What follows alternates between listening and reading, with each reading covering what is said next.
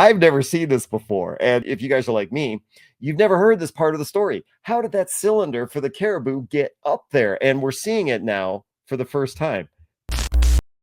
So who the hell's this? I haven't seen this footage before. And here's someone else walking around. That's got to be one of the Nova crew. As you see him walking along, he's got a camera right there. This guy here. So Roger's here, and that's Darryl right there. But who's this guy? Now it's part 3 of Treasure of the Humboldt Glacier, the British version of the Kee Bird documentary that we're all fascinated with. A lot of this footage that might pop up in the British documentary, I've never seen before, just like you guys have never seen it before. And I find that totally fascinating. So I'm really looking forward to doing this part 3. We've seen them bring the engines up. We've seen them have problems with the Caribou. We got additional footage of the dozer. That's all fascinating, but they have yet to start an engine. They have yet to even hang the propellers. So we're going to dig into that. This is footage that was edited out that was not used in the NOVA documentary. Let's just get to it. Now the weather is causing delays. Low clouds have grounded the Caribou, and ominously, snow is beginning to settle on surrounding hills. All right, so this is where part 2 left off, and Darryl's got to start thinking about what he's going to do next. These guys, freezing wind chills the bones, making the 15-hour days seem like a week. We talked about Cecilio lying in the mud. Generators and starter motors have to be fitted to the engines. The exhaust cowling has to be hammered on. Precious hours slip away. For those of you that have ever worked on a car, an automobile, motorcycle, anything at all in a cold garage, or not even in a garage, because these guys aren't in a garage, but that mass of metal that your hands are constantly touching just sucks the life out of you. Put a comment below if you guys know what I'm talking about. And of course, in no way does it compare to what they're doing, because like I said, they aren't in a hangar, they aren't in a garage. That wind, you can even hear it in the footage. The wind is constantly whipping by these guys. So that's making them cold. It's wet, damp, so that humidity levels at 100%. That's making them cold. And then you've got this massive engine. It just makes me tired. Here we're saying the tops could be up to like 20,000. Okay. I don't think this image appeared in Frozen in time. What you look around here and you see empty 55-gallon drums scattered about, a lot of this stuff, and it just goes to show the place was chaos. That's the best thing I could say is, just total chaos. The shot will come around. And yeah, that's a shot of the Caribou I've never seen before. Going by the tents that they're all staying in.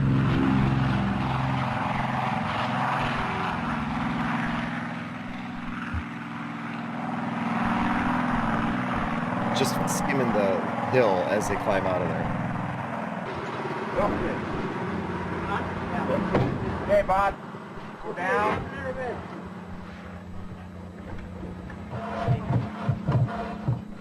Rick, in particular, is showing the strain of the grinding workload. Come here, Scooter. A small one, Cecilio. Because this is the British version, and we all know what happens to Rick, I'm going to be really interested to see what additional footage they're going to include when it comes to his demise. I obviously know the story because, I've read Carl Hoffman's book, and I know some additional details and all that stuff.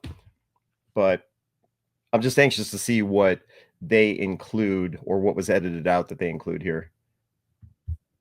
The B-29 now looks very different from when they started in July. Oh, the propellers. Oh, hey, check this came out. out of the prop shop in Tuesday. This guy here, I'm pretty sure, so Roger's here, and that's Darryl right there. But who's this guy, right? I think this is cameraman Lawrence Dodds. I think. I'm not 100% sure about that, but Lawrence, he was the young guy on the Nova crew because you had Mike Rossiter, the producer, and Albert Bailey was the sound engineer, and Noel Smart, lead cameraman. But then there was a second cameraman, and that was Lawrence Dodds. And I think he said at the time when he was there, he was 26. So you look how young this guy is. I think this might be Lawrence Dodds. It could also be Carl Hoffman, the writer. I don't think so. It could also be Tim Wright, who was a photographer that was there as well. I think this is Lawrence Dodds. We're going to have to figure this out. But you see him from time to time in this gray jacket wearing this black beret. So, yeah, keep an eye out for him. Came out of prop shop in Tucson, and they've been overhauled. That's Bob and Cecilio right there. Cecilio, we'll put those. Still haven't found him. 16 feet across and weighing almost a ton. I don't think I've seen this before. You know, here's Cecilio pulling a strap or a rope attached to the hoist. Yeah, I don't think I've seen this before. I mean, we've seen in Frozen in Time, you see the whole propeller assembly being eased forward towards the Kee Bird, right? But I've always wondered, how do they move this thing around? And, you know, you've got over half a ton hanging from this thing in soft tundra. It must have been back-breaking work pulling this whole thing around. And here Cecilio is doing it. So, and then there was another scene earlier, I think we talked about this in part 2 of Treasure of the Humboldt Glacier. There was a scene where they were using the dozer to, again, move this thing around. So this couldn't have been easy to do. Now it's time I've to seen start this an engine. so many times, and yet it always seems new to me watching them put a new propeller on. I just caught myself. I'm sitting. I'm just like riveted on the screen. I'm just watching it. I've seen this. I know what happens. But I just. It's the first real test after weeks of exhausting work, and the engine refuses to Yeah, start. but I remember how excited I was. I work on a lot of scooters and motorcycles. A couple of weeks ago, I restarted my grandfather's car, which has been sitting in a barn for 50 some years. And that bit of excitement you feel when that engine first turns over and coughs. It's not idling, it's not doing anything, but damn it, the thing moved. and that's always a good feeling.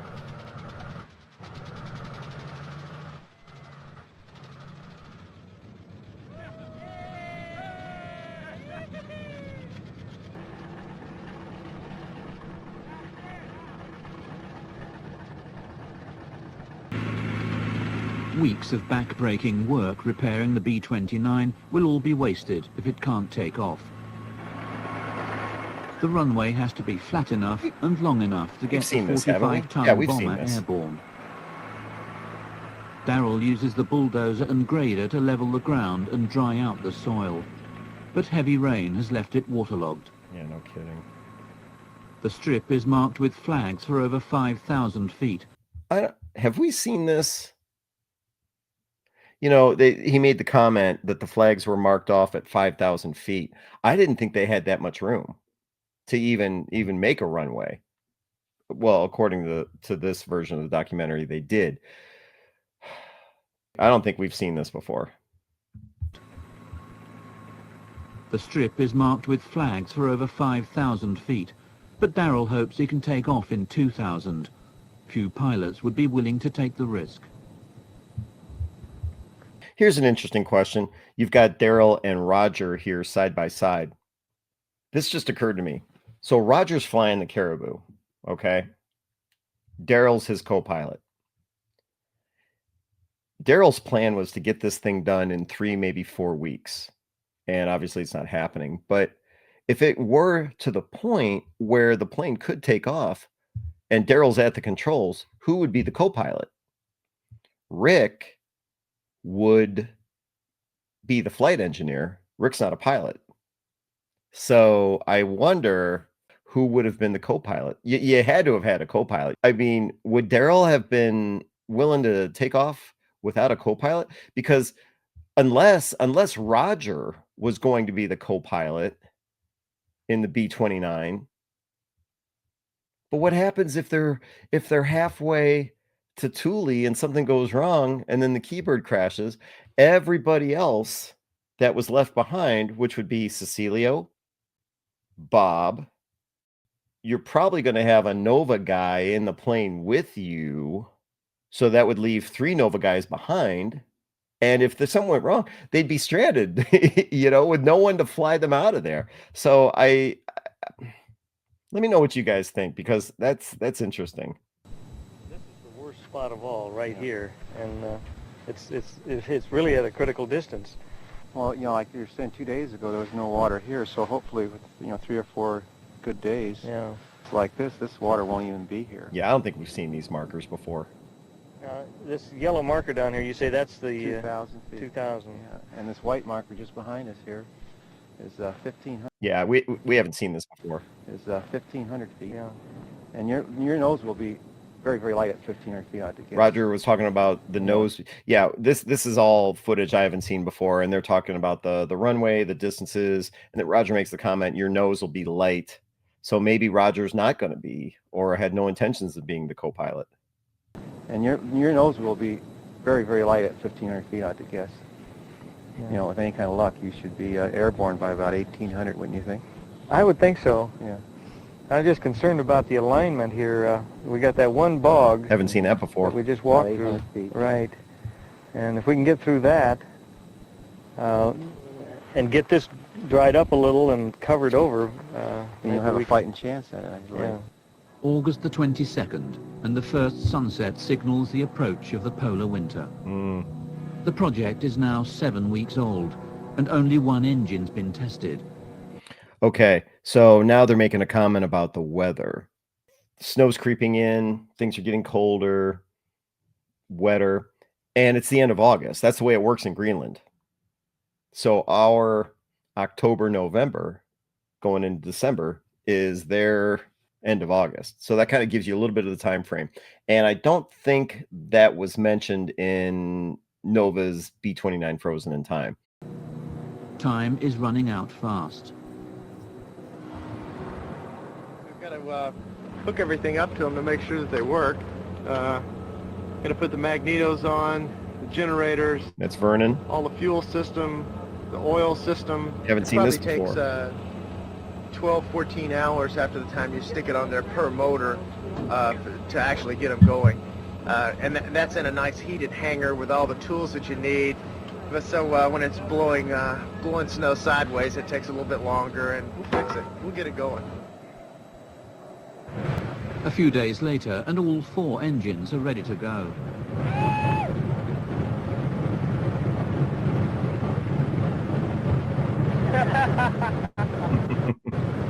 It's another good feeling to have them all running.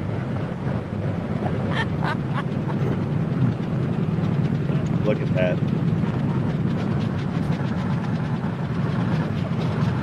I remember seeing this for the first time when it was first aired in 1996, just having them all 4 running like that. That's a beautiful sight! Beautiful! Yeah, right, it is. The engines will have to run perfectly to lift the giant bomber from such a short runway. Oh, Roger at the... Well, because if Rick is walking around listening to the engines, Darryl must have been at the flight engineer's seat, and there was Roger in the pilot's seat. It sounds a little bit out, doesn't it? Didn't sound good in there. And it's well, it ran better when I leaned it out. We need to. Well, it was. Oh, there you go. So this is footage that I haven't seen before either. Darryl was at the flight engineer's seat, which is just behind the pilot seats, right? So it's on the flight deck in the cockpit, and the flight engineer is facing aft in the plane, facing back. Of course, the pilots are facing front. And Darryl is talking about how bad it sounded inside the plane. He's talking about how he leaned it out. Well, all of that is done at the flight engineer's console. So that answers that question. Oh, and look, so who the hell's this? I haven't seen this footage before. And here's someone else walking around. That's got to be one of the Nova crew. That could be Albert Bailey right there. Got to just pouring black smoke. No, wait a second. That might have been Tim Wright. Did you see that? He was holding a camera. Yeah, that might have been Tim Wright, who was a photographer that was there as well. And as you see him walking along, he's got a camera right there. That might be Tim Wright. Some of his photos appear in Carl Hoffman's book. So you'll notice if you have a copy of the book and you look at some of the pictures, you'll see them credited to Tim Wright. Rick is extremely tired. He's taking painkillers for what he thinks is back strain. But the pills don't always work.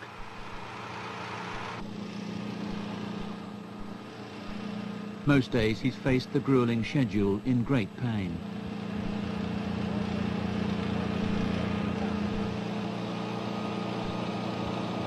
That's rough.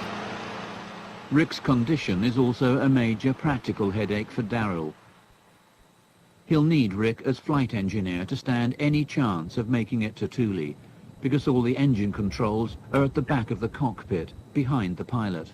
That's a great image right there. I don't think this particular image appeared in Frozen in Time, because I was always, when you see B-29 Frozen in Time, you see Thad Doolin when they return in all the snow and everything like that. Thad Doolin, who was a qualified B-29 flight engineer for the Commemorative Air Force, you would see him sitting at the controls looking out this window. And for some reason, in my mind, until you see this particular piece of footage in the British version of the documentary, I always thought he was sitting on the left side of the plane because of where he was facing in the footage. Now, obviously here, facing backwards, because here's the co-pilot seat facing forwards, facing backwards, he's on the right side, starboard side of the plane, looking out starboard window over the starboard wing, right wing. But in the PBS version of the documentary, for some reason, I always had in my mind that he's facing forward. He's facing forward and looking out. So this really kind of helps you figure out where the flight engineer is located in the fuselage of the B-29. So it for me, it's interesting to see this footage. But Darryl presses on. Next day, the Caribou leaves to bring back fuel for the bomber. Turn into a flying gas can.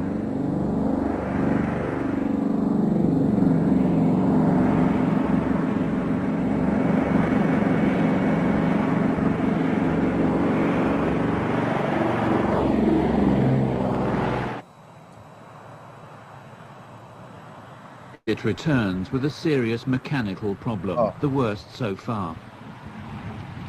That's a shot I don't think we've seen before. So here's one of the turrets, and I was hoping to maybe catch whether or not the 50 caliber machine guns were still in it. If they are, they're facing forward. You can't see it. But this is a shot I've never seen before. So far.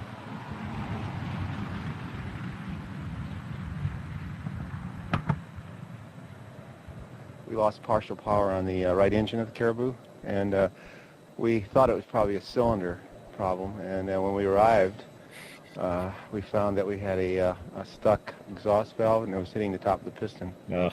And we need a cylinder to get out of here with any kind of safety at all. Wait a second. This has always been from in the PBS documentary. Obviously they're telling this part of the story too. The Caribou's just been a nightmare, one problem after another. Well, in the PBS documentary, we all know that they've got to replace one of the cylinders on the Caribou. But it was always a question in my mind, where the hell did that extra cylinder come from? And, they talk about it in the book. Carl Hoffman goes into great detail in the book about what that was like. But I wonder if they're going to talk about that here. Then the weather finally breaks, bringing gale force winds and freezing rain. The only hope of escape is to get the Caribou flying again. Oh, haven't seen that before. At least I don't think so. Check this out. Yeah, so they're working on the right engine, the engine on the starboard wing. Me with boats and ships, I always say starboard. Yes, it's the starboard wing. But check this out. They've got one of those aluminum pallets that was originally airdropped from one of the National Guard Air Force wings dropped it off. It might have been Vermont. Airdropped a whole bunch of aluminum pallets, and they've set up, it looks like 1 or 2 of them as shelter while Vernon and Cecilio work on this right engine. I've never seen this before. I've never seen a picture of it. I've never seen footage of it. So this is definitely new. Roger radios Thule to send a spare cylinder. The only plane around is a tiny single-engine Cessna from the Thule Flying Club. Yeah. I've never seen this either. I've never seen Roger on the radio, and they never mention the Thule Flying Club. So I think I mentioned in part 1 of the review of Treasure of the Humboldt Glacier that Thule, being an Air Force base, believe it or not, had no aircraft permanently assigned to it. It was more for satellite observation and radar, I think, but no aircraft permanently assigned to it. So anytime you would see any type of military aircraft flying in, coming out, parked there, it always belonged to an Air National Guard wing. They just said Roger is contacting Thule, but the only plane is available is from just a local flying club. Carl goes into it in the book. It's a great story. I can't wait to see what they say about this. Roger radios Thule to send a spare cylinder. In the book, Carl Hoffman wrote that Darryl had spare cylinders for the Caribou on hand.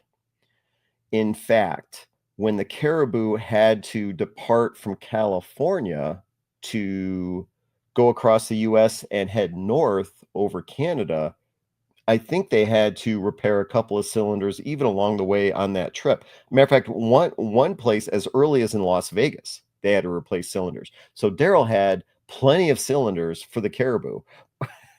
If the Caribou is going to have problems, and you've had problems along the way, even getting the Caribou to Thule in the first place, and you had to replace multiple cylinders, you think they'd at least have one up at the Kee Bird site, but they did not. Roger radios Thule to send a spare cylinder.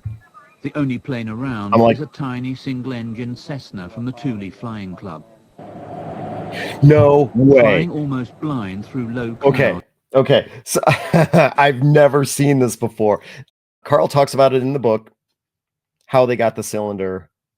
So this Cessna, they might say it, I think it was a 172.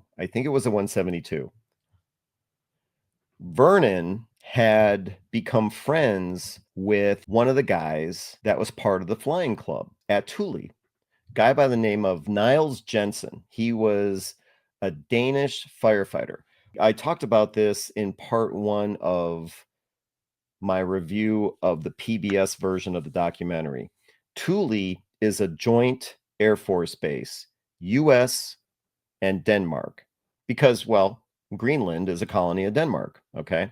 So there was on the base several people that were involved in this flying club. It's the only plane that was permanently at Thule. And the guy at the controls of this Cessna is a guy by the name of Niels Jensen, okay? Again, talked about it. Carl mentions him in the book. And Vernon Rich became friends with Niels Jensen. So we saw Roger radio to Thule and say, hey, we need a cylinder. They tracked down Niels and they told him where to look, what hangar to go to, what hangar these parts were in, and can you bring a spare cylinder? Apparently, as the story goes, this flying club, all they do is just fly around the airbase. They don't really have anything interesting to do, anything interesting to see. And now all of a sudden they're all excited, especially Niels Jensen. They've got a mission, and the mission is to locate one of these cylinders on the base and then fly it up there. So they said, absolutely. Yeah, we'll do it. We'll help. And that's what we're seeing here. I've never seen this footage before. And it looks like a Cessna to me. You've got a nose wheel geared. So it looks like it could be either a 172 or a 182, but it's not like, what is it? I think a 170, Cessna 170 is a tail dragger. I think. I'm a Piper guy more than I am a Cessna guy, but this could be a 172 landing on the tundra. It doesn't look like they're oversized tires to me. So this guy's probably like, yeah, we got a mission. Let's go. Oh, man. Cloud, the Cessna suddenly pops into view. Oh, look at that. I've never seen But this. will it overshoot the Oh, that's- makeshift runway? If we get a look at the back window, if it's a split window, it's going to be a 172, right? If it's a solid window, because that definitely doesn't look like a 152. Some of my flight instruction was in a 152. That's definitely not a 152. A 150 Cessna 152 tricycle landing gear, two-seater. And no, that's either a 172 or a 182. And I can always I'm able to tell them apart by the back window. You know, I mean, at a glance, looking at the back window, if it's a split window, it's a 172. If it's a solid window, it's a 182. Or who knows? They might just say it here. I don't know. We'll find out. Split window. Look. Okay. It's a 172, right? 172. Looks like modified wingtips here as well. That's interesting. Yeah. So this is a 172, which is obviously smaller than a 182. So yeah, to fly a Cessna 172, look how lousy the weather is too. They had to, what, 250 miles in a 172. Okay. Doable. Obviously, he does it here. I'll bet they had to refuel him for him to get back. And they might talk about it here. But so the fuel they had on hand for the Kee Bird was 130 low lead. They had to have it specially refined just for the Kee Bird, right? That's what the engines required, 130 low lead. Obviously, a Cessna flies on 110 low lead. So to refuel, you know, because the other fuel they've got on hand at the site, it's going to be diesel fuel for the dozer. There's a Herman Nelson heater there. Yeah, so that's all going to be diesel fuel. So what's left? Well, they're going to refuel the thing with 130 low lead. I don't know what harm that would do to the engine. Maybe it's not going to do any harm at all. You know, maybe it's just like putting 91 octane in your car that normally uses 87. I don't know. If you know, put that in the comments. But again, I've never seen this before. And so my mind is wandering big time. And I'm sure if you guys are like me, you've never heard this part of the story. How did that cylinder for the Caribou get up there? And we're seeing it now for the first time. Hey, nice landing. Oh, but look how bumpy it is. Oh my God. Welcome. Good morning. Oh, that's him. That's Niles Jensen right there. And again, so he's a firefighter, or he serves as a firefighter on the Thule Air Base, as well as he's a member of the Flying Club. So cool. Good morning. Hi, Niles. Found you. Set it down. And he went digging for this That's all cylinder. fine. Oh my God, look at this. I really hope. Do they have the right spare part? Well, it looks like he just grabbed everything. Yeah. We weren't sure about those guys. Oh, this is it. Plugs? Good. Yep. Last two. Another chapter in the episode.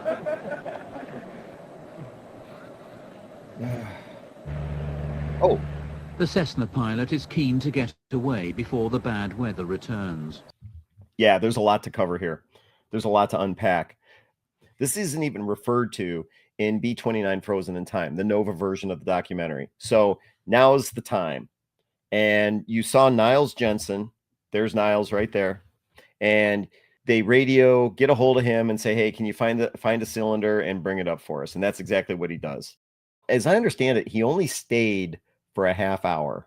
So they refuel him with 130 low lead, and he's out of there because the weather is awful and he's trying to get back.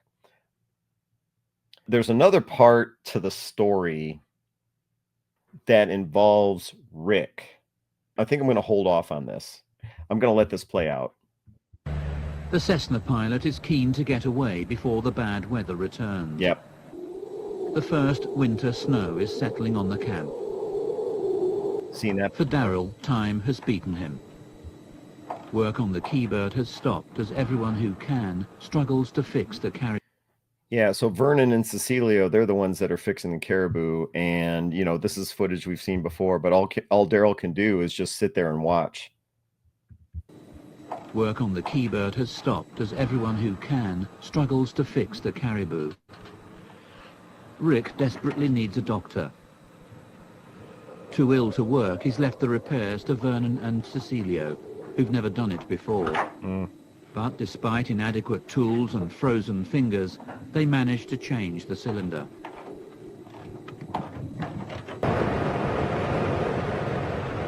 The engine still has a serious oil leak. There's no guarantee it won't pack up altogether as they fly over the glacier. Is there any way to put oil in it while we're going? There is, but it's not hooked up. Can we hook it up? No, we could ask Rick. Oh, Every that was flight of interesting. the You hear Caribou. that? Okay, so there's an oil leak in this engine they've been working on. And Vernon is asking Roger, is there any way to add oil mid-flight? And Roger's response is, yeah, there is, but it's not hooked up. And it's like, oh, should we be surprised? I mean, when you think about the Caribou, you know, anytime an alarm goes off, they pull a fuse. We talked about in part 2 when the wings flexed and it pulled the seals out. Part 1, the boots, the de-icing equipment, the de-icing boots weren't serviceable. And what Roger is now saying here is like, yeah, the oil refill equipment is not serviceable. So here, let me. Way to put oil in it while we're going? There is, but it's not hooked up. Not hooked Can we up. hook it up? I don't know, we could ask Rick. Yeah, Vernon's going, Every can we hook it up? flight of the Caribou was a flirtation Oh. with death. This would be no exception. We can put oil in the engine while we're flying, and we have absolutely no problem at all. He's joking there, you know.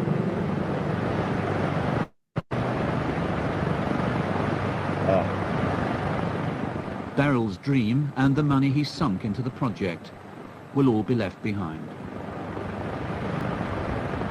As ice is I don't think swept we've off seen the this. Caribou, Check out this image. I don't think we've seen this before. You know, we've talked about it in the past, and there was actually a scene in B-29 Frozen in Time, the Nova version of the documentary, with them backing engines out the back of the Caribou, and they had this dirt ramp that they had to assemble. They had to actually do it by hand because they had to get the dozer out of the Caribou first. The ramp of the Caribou could not handle the weight of the dozer, nor could it handle the weight of the engines. So they had this dirt ramp. And we saw this earlier in the documentary, but I've never seen this footage before. Here's a clear shot. So they had to back the Caribou up to this ramp to take equipment off, to take the engines off, as well as to take the engines they removed to fly them back to Thule. So this image here is pretty interesting. Also, as we said, the Caribou had no de-icing equipment. Darryl didn't think it'd be needed because they'd be flying below the clouds, VFR, all of that stuff. Well, I don't know who this is, but they are climbing up the Caribou to knock ice off of it. And this guy, whoever it is, he's probably hoping to get to the elevators somehow, some way, to knock ice off the elevators. Because now it's not just a situation where, oh, let's wait for things to clear up. Let's wait for the sun to come out, melt, you know, whatever ice formed overnight. No, the weather's continuously getting worse. Rick is getting worse. They got to go. And now whoever this is beating ice off the wings, beating ice off the fuselage. Hopefully he's going to try and climb up, I'm guessing, to beat ice off the elevators. Yeah.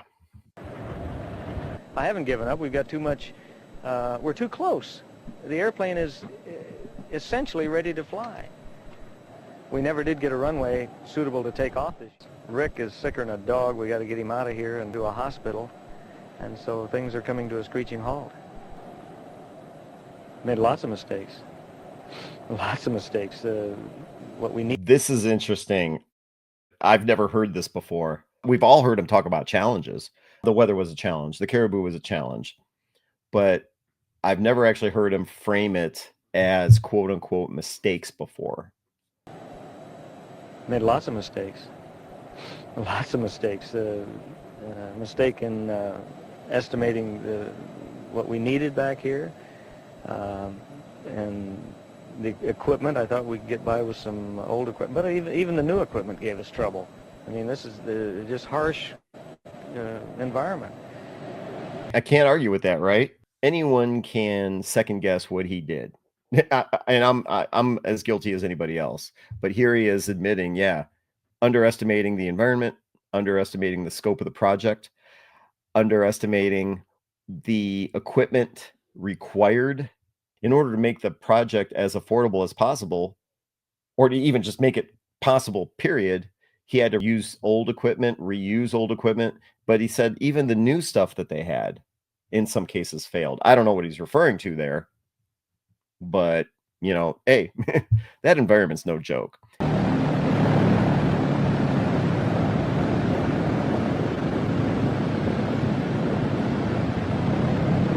I don't think they're just testing the engine. I think now they're running it up. They're getting ready to go. At last, they're ready Okay, to here we pull go. out, leaving the Kee Bird where it's been for nearly 50 years.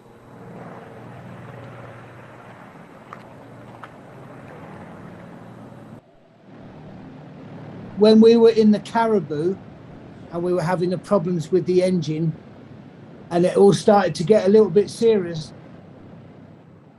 the director, Mike, was at the front of the aircraft. Our equipment and all the film was on a pallet in the center of the plane at the front. It was all strapped into a big bundle, and that included the huge box with all the film. And then maybe there was a separate one with all our personal belongings and our bag, which obviously includes your passport, all your stuff, all the film equipment, all the film that we've been shooting over the 2-month period or the 6-week period. And of course, I never forget, and I know this to be true, whether it was Vernon or someone else, and when I was, we need to get all this shit out.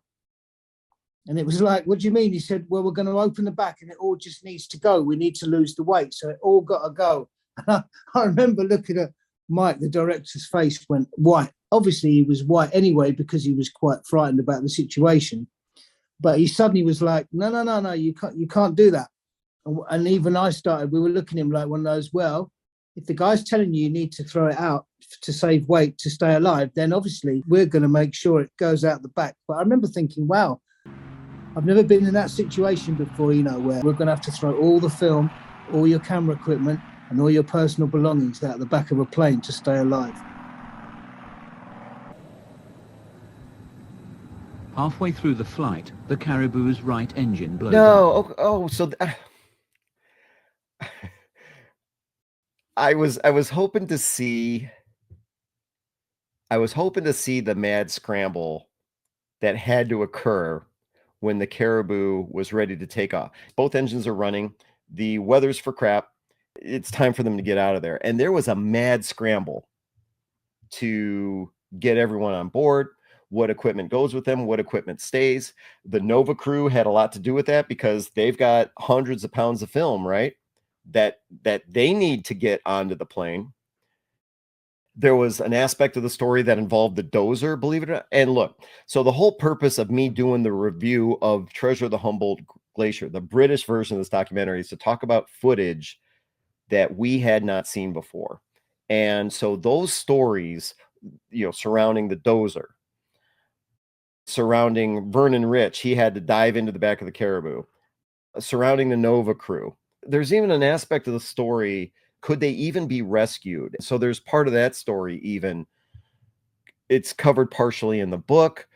And I was hoping that this version of the documentary might get into that. But if you think about it, well, Ken, what do you want? You want footage of them jumping on the plane before it takes off. Well, who's gonna be outside the Caribou with a camera rolling? You know, I don't know why that never occurred to me, but the Nova crew was just as frightened as everyone else. The Nova crew was just as anxious as everyone else to get out of there. Mike Rossiter's not going to say, Noel Smart, get out there with your camera and film this footage. No. I mean, they're all on the plane ready to go. So I don't know what I was expecting. Obviously, I'm an idiot because I'm thinking, oh, whoa, there's no footage of them taking off. Well, of course there isn't because they had to go. All right.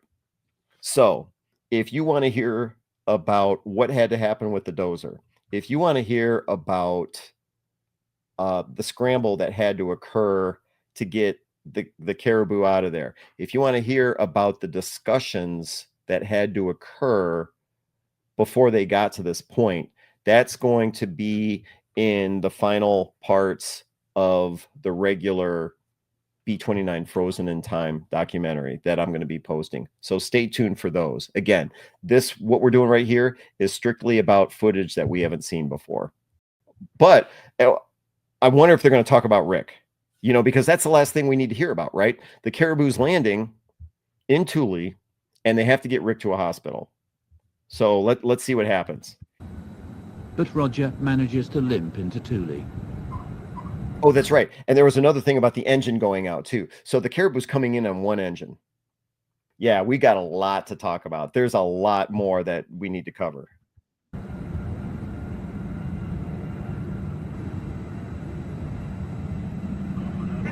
Rick, barely conscious, is carried off.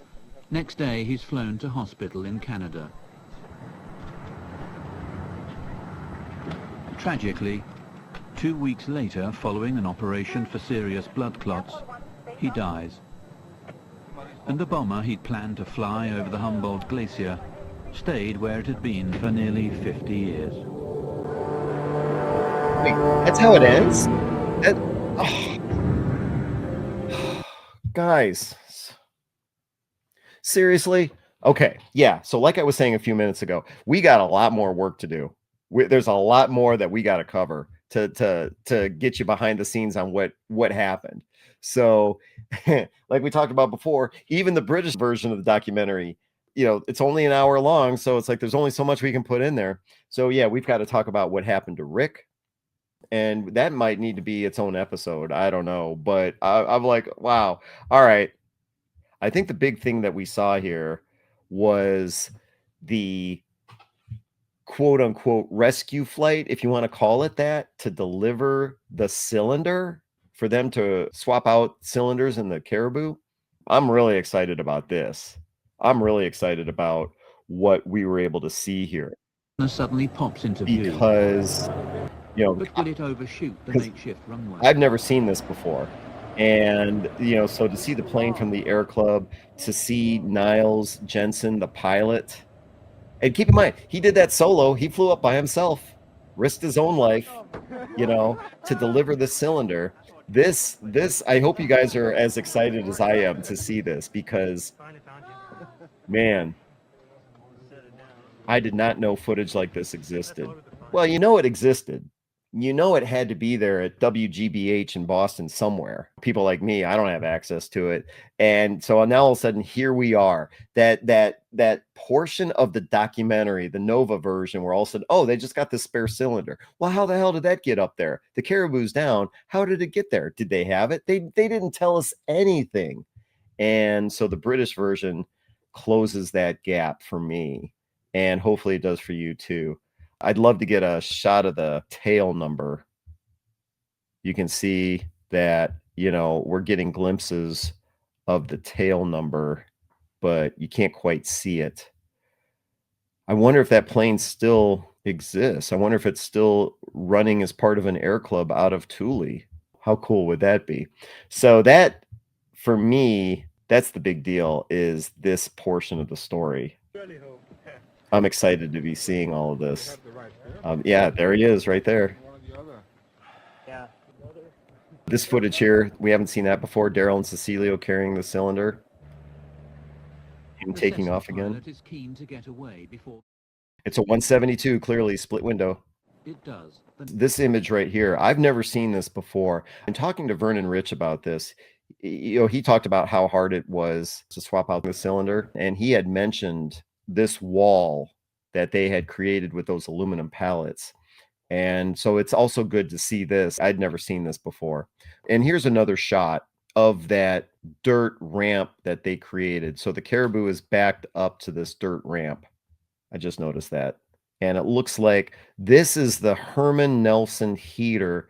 This even has a story all its own. And we're seeing an image of it right here. This heater, they basically borrowed from Thule. And so this was I'm going to guess diesel fuel powered heater. I don't think it was kerosene. Might have been kerosene. Maybe it can run on both kerosene and diesel. But so this was blowing hot air on the engine to keep it warm while they're swapping out cylinders. It wasn't used to keep Vernon and Cecilio warm. You know, that was secondary. This was literally just to keep the engine warm so that when it came time to test it, they could do it. This Herman Nelson heater never made it back to Thule. There's so many great things that come out of this footage that we haven't seen before, and this is one of them. The setup that they had to put together in order to get the Caribou to a point where it could fly them all back. And no joke, save their lives and get Rick back with the hope of saving his.